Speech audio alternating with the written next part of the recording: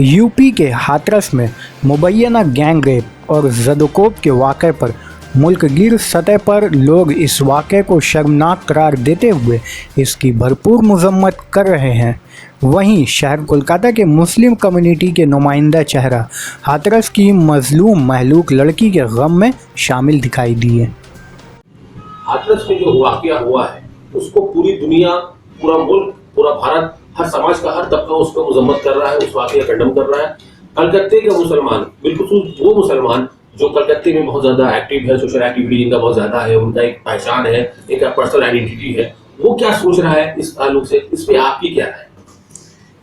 अस्सलाम वालेकुम। सबसे पहले तो बहुत ही शेमलेस इंसिडेंट था, वेरी अनपार्डनेबल सिन इंसिडेंट, जिसको हम में से कोई भी चाहे वो हिंदू हो, मुसलमान हो, सिख हो, ईसाई हो, there is nothing about caste and creed. मतलब मुझे किसी भी धर्म के बारे में बात नहीं करनी है, लेकिन हाँ, एक मुस्लिम होने के नाते मैं ये ज़रूर कहूँगी कि कलकत्ते के और पूरे पश्चिम बंगाल के मुसलमानों को भी बहुत तकलीफ हुई है, बहुत अंदरूनी एक मतलब उनको झिझोड़ दिया गया है। वो लोग अपनी तकलीफ को जाहिर नहीं कर पा रहे हैं, क्योंकि हम सोशल मीडिया, हम चैनल्स में, हम हर जगह बोल पाते हैं, हम पब्लिक डोमेन में बोल पाते हैं, हम वेरियस न्यूज़ चैनल के थ्रू अपनी बातें रख पाते हैं। लेकिन बहुत सारे ऐसे लोग हैं, लाखों की तादाद में ऐसे मुसलमान हैं जो इस मामले में रोड पर उतरना चाहते हैं, बोलना चाहते हैं, लेकिन रोड पर उतर नहीं पा रहे हैं, बोल नहीं पा रहे हैं। हमारे मजहब में, हमारे कुरान में छोटा बड़ा, नीचा जात, ऊंचा जात, दलित, डोम, ये सारी चीज़ें बताई नहीं गई हैं। क्योंकि जब हमारे वालिद जब जाते हैं मस्जिद में नमाज पढ़ने के लिए, तो बगल में जुमे की नमाज में जो बगल में फ़कीर है, गरीब है या बादशाह है, वो तो देखते नहीं है। हम उनसे भी जुमे की नमाज के बाद गले लगते हैं। तो हमारे यहाँ छोटा बड़ा होता नहीं है। एक दलित की बच्ची के साथ जो हादसा हुआ है, वो एक बादशाह की बेटी हो या एक दलित की बच्ची हो या किसी गरीब फकीर की बच्ची हो, औरत की इज्जत बराबर होती है। और इसलिए मैंने पिछले 5 दिनों में एक स्लोगन अपना खुद बनाया कि मैं भी भारत की बेटी हैशटैग, और मैंने ये भी स्लोगन बनाया कि हमारा भारत महान, पर नहीं मिल रही बेटी को मान और सम्मान। क्यों? आखिर क्यों? भारत में जहां एक तरफ बेटी बचाओ बेटी पढ़ाओ का स्लोगन लगाया जा रहा है, वहीं दूसरी तरफ जब भारत की बेटी की इज्जत तार तार होती है, तो उस वक्त हम ये क्यों नहीं डिमांड करते हैं कि ऐसी सरकार को हट जानी चाहिए, ऐसी सरकार को इस्तीफा देनी चाहिए, ऐसे पुलिस महकमे पर कार्रवाई होनी चाहिए, इमीडिएट होनी चाहिए। और रेप की सजा में इतना लंबा ड्यूरेशन क्यों दिया जाता है? रेप की सजा को विद इन 1 मंथ क्यों नहीं फैसला सुनाया जाता है? आप एक तरफ तो कहा जाता है कि उसका गैंग रेप हुआ, दूसरी तरफ यूपी पुलिस और मैनेजमेंट कह रही है कि उसका रेप नहीं हुआ। तो इसको क्या देखती है आप एक सीनियर एडवोकेट भी हैं और आप कानून को अच्छी तरह समझती हैं, तो आप बताइए कि वो अलीगढ़ मेडिकल हॉस्पिटल बोलता है कि उसका जो प्राइमरी जो टेस्ट हुआ था, उस टेस्ट में कुछ ऐसा सिम्टम पाया गया था जो रेप का इशारा कर रहा है। लेकिन उसने वो हॉस्पिटल में रही, वो एडमिट रही, उसने बयान भी दिया कि उसके साथ रेप हुआ है, लेकिन पुलिस नहीं मान रही, यूपी डीजीपी नहीं मान रहे हैं। तो इसको आप किस नजर देखते हैं? क्या हुकूमत इसको छुपाना चाह रही है, दबाना चाह रही है? आखिर इसका वजह क्या है? देखिए, औरत की इज्जत परसों भी नेशनल चैनल्स पे या बहुत सारे चैनल्स पे जहाँ पर भी मेरी बातचीत हो रही है, औरत के लिए उसकी इज्जत बहुत बड़ी चीज़ होती है। तो सबसे पहली चीज़ है कि ये जो र्यूमर है कि बहुत लड़कियां जो होती हैं वो मॉलेस्टेशन के जो सेक्शन से वो मिसयूज़ करती हैं, या रेप के जो सेक्शन से वो मिसयूज़ करती हैं। As a philanthropist, as a social worker, क्योंकि बहुत कम उम्र से बहुत लोग मुझे जानते हैं कि शायद 13-14 साल की उम्र से मैं औरतों के लिए अपनी आवाज़ को बुलंद की हूँ। और जो भी औरतें, चाहे वो जितने वो पढ़ी लिखी हों या ना हो, अगर उनकी आवाज़ नहीं उभर पाती है तो मैं उनकी आवाज़ बनने की कोशिश की हूँ। तो औरत के लिए उसकी इज्जत सबसे बड़ी चीज़ होती है और खुदा का दिया हुआ सबसे बड़ा तोहफा होता है, जिसको वो कभी सरेआम नहीं कर सकती है। आज उस औरत, उस लड़की का खुद का बयान, उनके वालिदैन का बयान और मीडिया का जो बयान है, उन सबको देख करके देखा जाए, उसका रेप भी हुआ था, गैंग रेप हुआ था, उसका मर्डर हुआ। मैंने तो यहाँ तक सुना है कि उसकी जुबान तक काट दी गई थी। तो इतना वाहियात हरकत और इतना हॉरिफिक सिचुएशन, इतना हॉरिफिक जो एक इंसिडेंट हुआ है, उसमें ये तोड़ मरोड़ करने की कोई गुंजाइश बची ही नहीं है।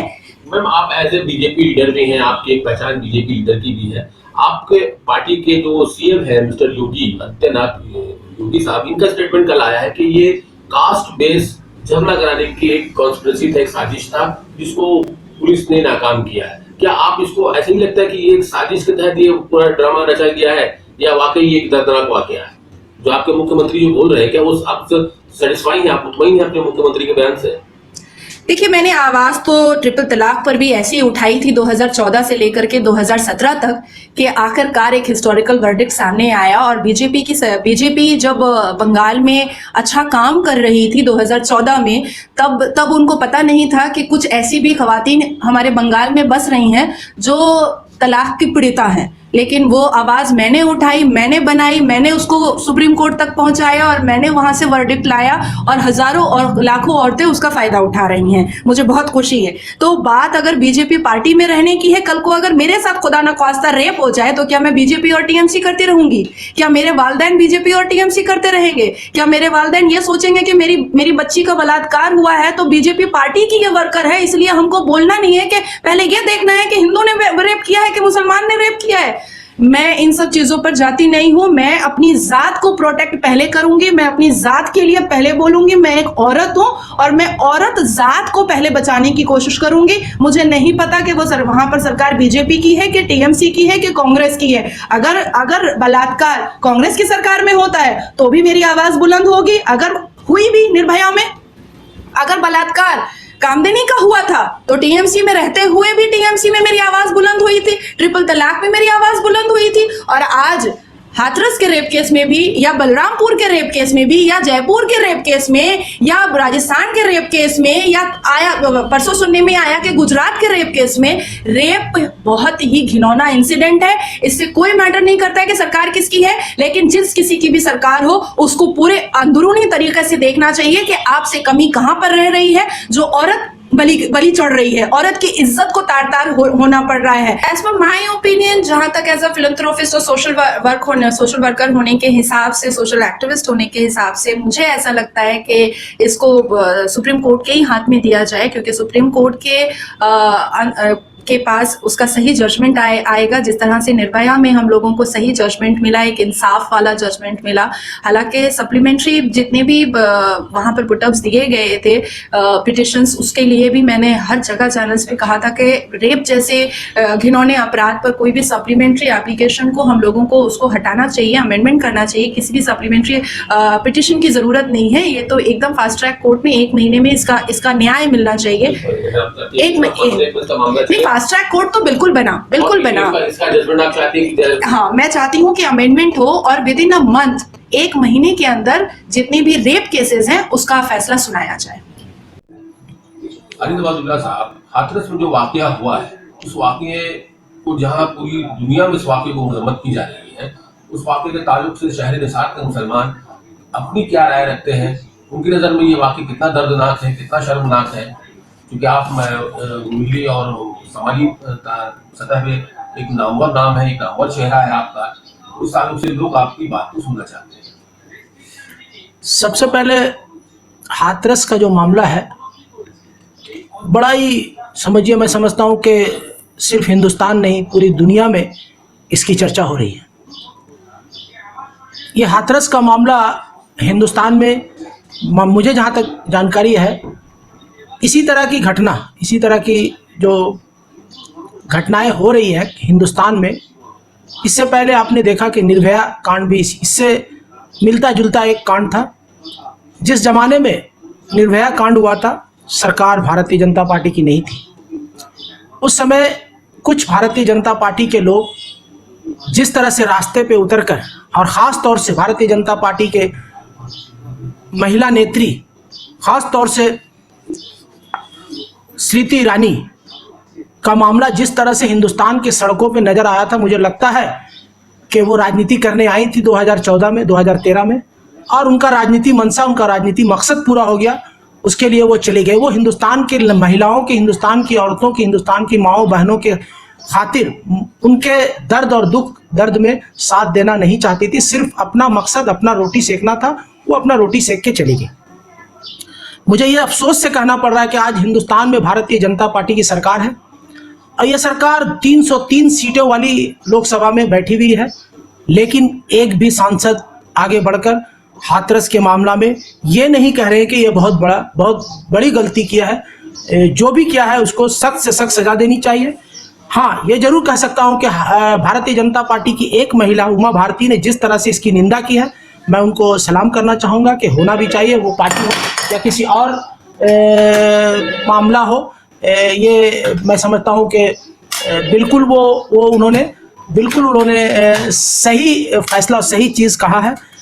मुझे समझ में आ रहा है कि आज भारतीय जनता पार्टी के जिस तरह से नेता और नेत्री घर पर बैठे हुए हैं और उनकी आवाज़ तक नहीं उठ रही है, और ख़ास तौर से भारतीय जनता पार्टी उत्तर प्रदेश में योगी जी की सरकार है, वो जिस तरह से बड़ी बड़ी बातें करती थे और वो कहते थे कि गुंडाराज और धर्षणकारियों को यहाँ से भगाया जाएगा, उनके कार्यकाल में मैं समझता हूँ सबसे ज़्यादा अगर गुंडागर्दी और धर्षणकारी घूम रहे हैं यूपी उत्तर प्रदेश में तो आज के दिन में।